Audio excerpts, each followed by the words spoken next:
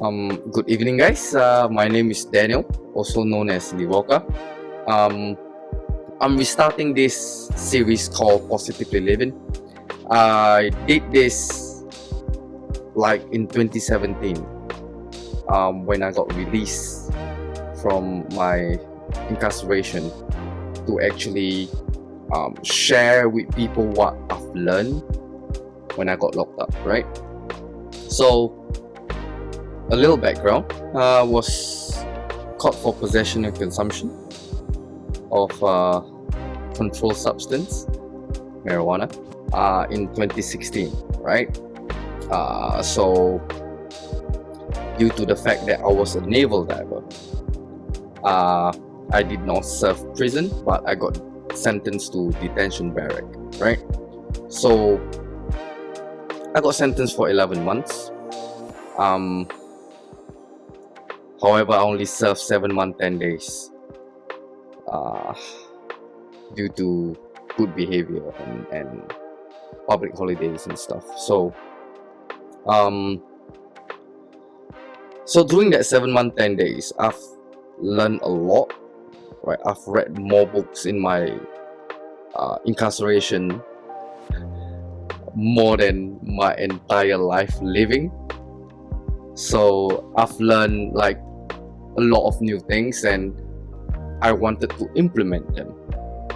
So I thought it was a good idea also to share what I've learned with people, because in 2023, right now, after implementing it, I've seen the result. I've seen how it really affected my life positively. So when I got released in 2017, the first job I did was being a shoe salesman in limited edition.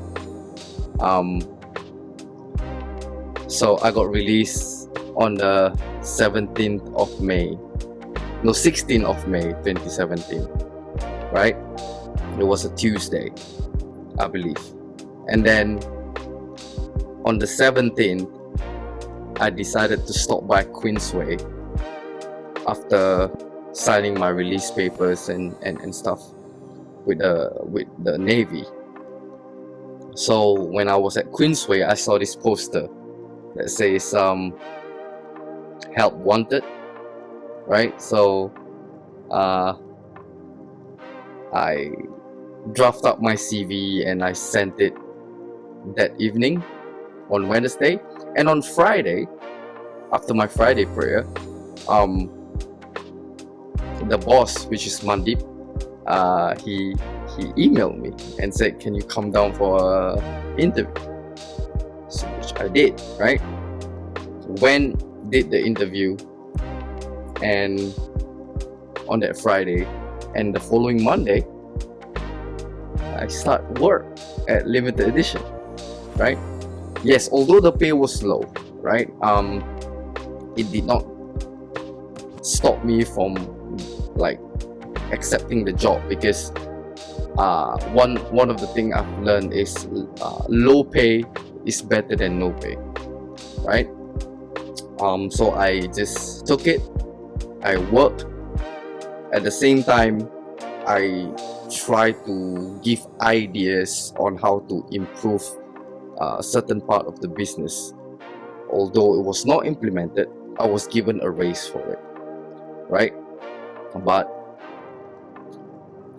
no, the pay was low. I was still married to my ex-wife back then, so I decided to, just get an additional job during my off day to boost my income.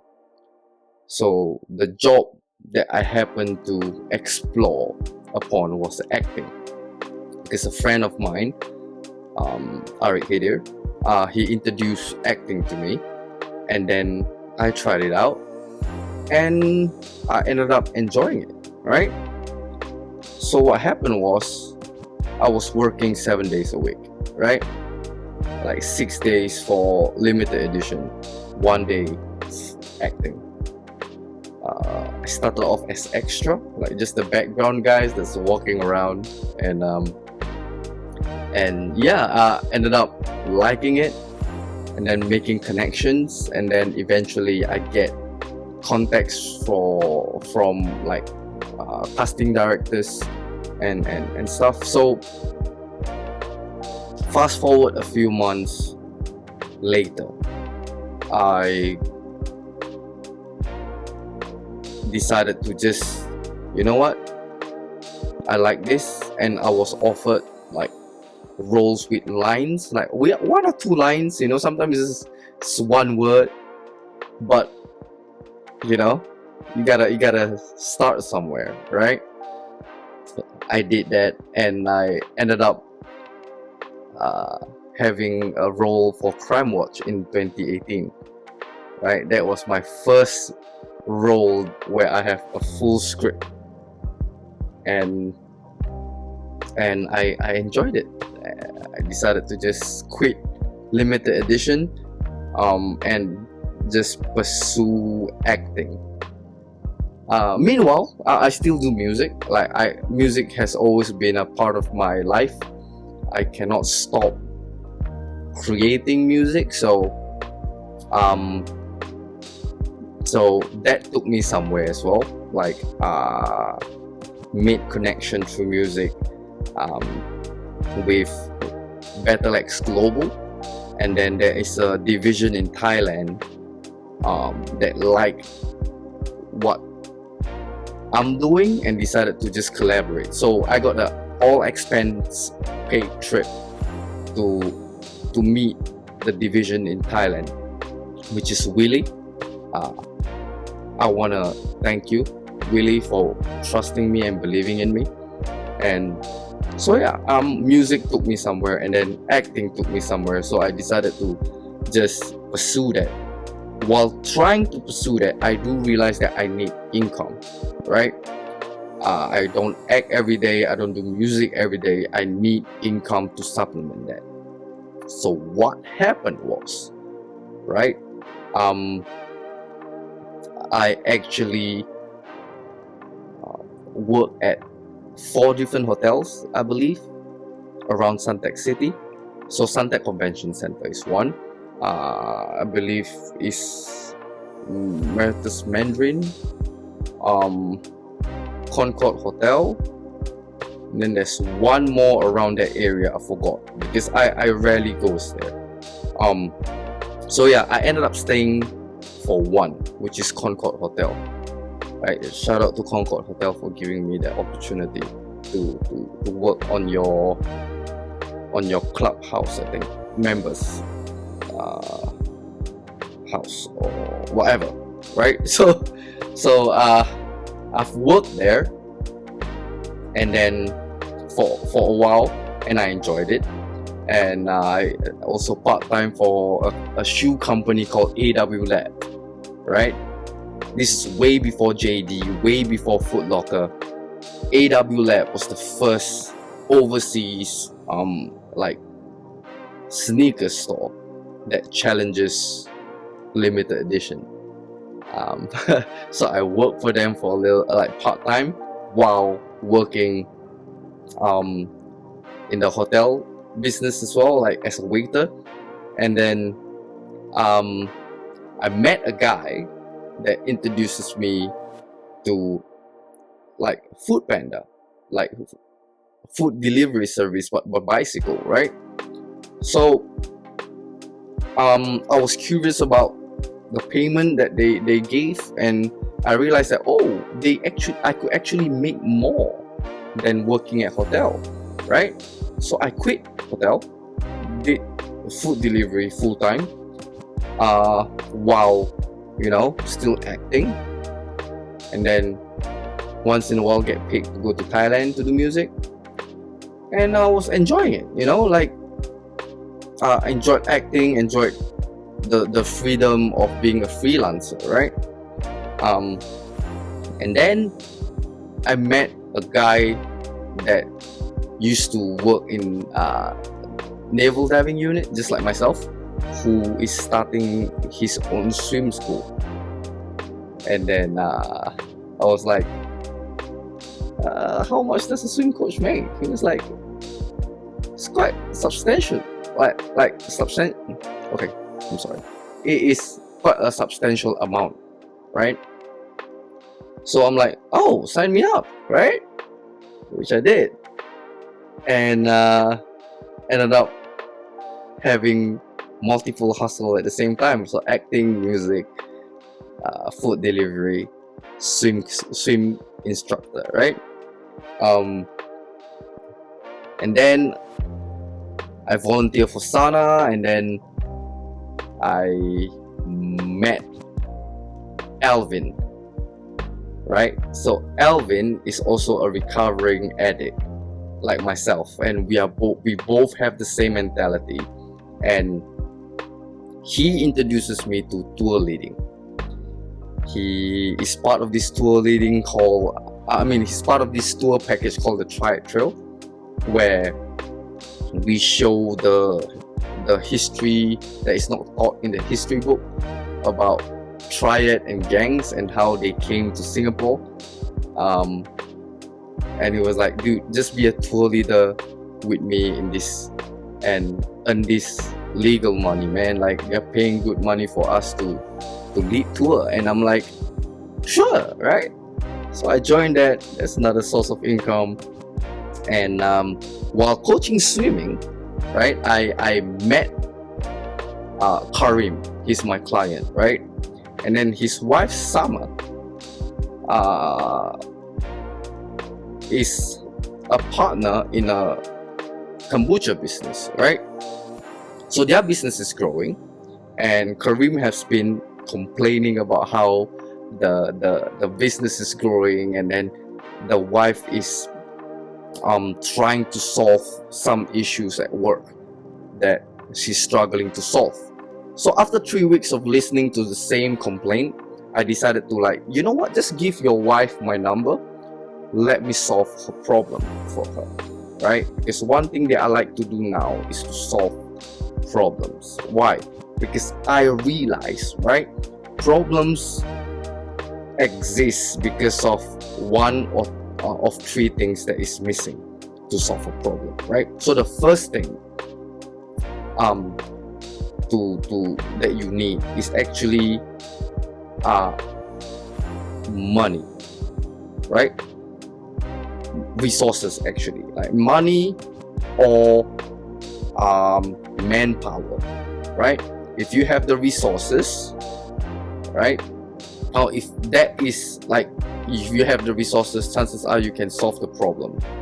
However, if you do not have the time, but you have the resources, problem exists, right? If you have the manpower, you have the money, but time is of an essence, you can't solve it, right?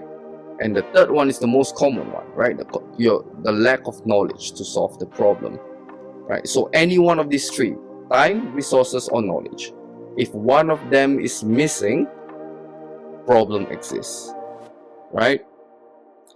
And I realized the most common one that people have that people are lacking when it comes to problem solving is knowledge. So I realized, like, that is what I'm missing most of the time. Like, I do not have the knowledge to solve a certain set of problem.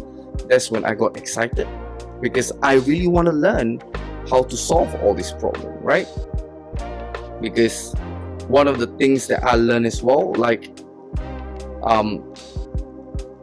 your people value you based on the value you can give to people, right? So if you have the ability, right, to give value to people, people will value you. So how do we get these abilities, right? This ability is learned somewhere. So to get a certain set of abilities, you have to learn it, right? So you first have to have the thirst for knowledge, right? So once you have that thirst, then you will learn things, And then once you learn things, you have to implement it, right? If you don't implement it, then those are redundant knowledge, right? An example would be like, if you know going to the gym is going to make you strong and healthy and you don't do it, right? That is a redundant knowledge. You know, like if you know smoking is bad for you and you continue to smoke, redundant knowledge. So I became addicted to solving problem, right? And I decided to help clear him out by helping Summer. So I helped part-time there in October 2021, I think, and I saw 3 problems that they had. Was productivity, manpower, and sales.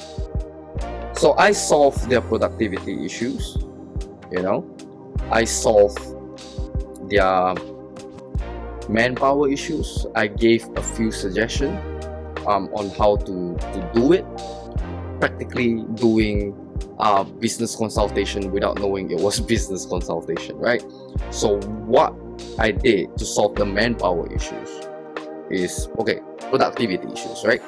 So they started off as a small business, so they will only make a few batches at a time, and then bottle up the orders on the day they get the orders. However, when your business scale up, you can't just keep doing that. So I said, why not just bottle up at least 10 boxes of kombucha of each flavor and keep it in the fridge every day. So a person just come and that is their job, just bottle 10 cartons. Like initially that's all they need, but you know, things pick up, right? So to solve their first productivity issues, instead of doing it and bottling up the day they get the order, just bottle up 10. Then the next day when you got the order, you at least have some stock to deliver. You can just dispatch those, right?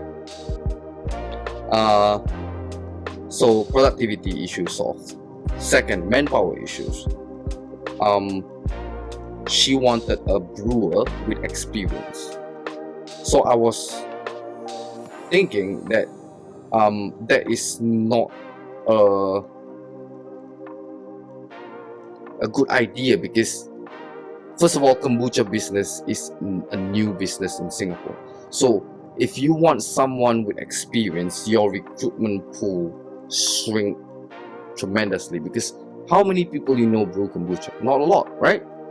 So I said, why not reduce the salary, like for example by $1,000, right? And then recruit someone who's willing to learn, right? And every quarterly give them a KPI to hit, and then if they hit that KPI, increase the salary by $250. So after every quarter, like the guy is able to hit his KPI, you know, he get a increase in salary, right? To show that that guy actually learned and want to grow. So by the end of the year, you practically have someone with experience and the person that you're looking for. And then that 1 year, while you train him, you save this amount of money, because instead of paying someone with experience this amount to start, and then, you know, have someone that's able to do it, you actually recruit someone that's willing to learn, and by the end of 1 year, you actually got that person that you're looking for. Yes, it's hard to just train someone up, but it is something that is necessary in a business, like a new business like this. Just recruit someone that's willing to learn, you know, give them KPIs, and then yeah. So the third one, sales. I said, you know, I can't help you unless, you know, you have a sales guy, because right now the two of you are seeking for sales, and I don't think that is a good long-term strategy. So Summer actually offered me the job as a sales manager. So in January 2022, I started that job with a few like demands. I said I'm a swim coach, so I can't work 9 to 5.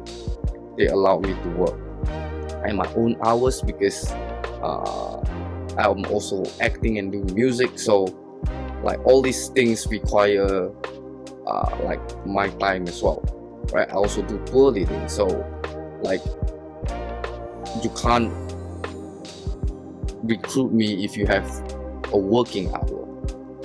So you have to be flexible in terms of working hour, but give me KPI, I'll try to hit it, right? So I did that last year. So when I started last year, their sales was 23,000 a month, and then in December their sales was 53,000 a month, right? So throughout my 1 year there, I've doubled their manpower. We started off with 5 full-timer and